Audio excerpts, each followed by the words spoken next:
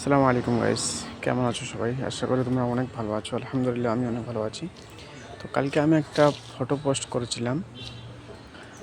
তো ফুলের গাছের একটা ফটো পোস্ট করেছিলাম। তো আপনারা সবাই ওটাতে কমেন্ট করছেন কি ফুল এটা। এই যে গাছ দেখতে পাচ্ছেন, এই যে ফুলটা,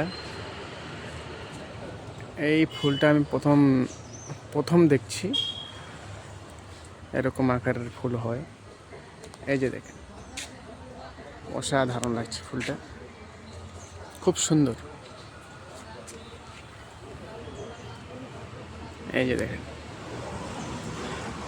পুরো লাল, ফুলটা দেখতে কিন্তু খুব সুন্দর লাগছে।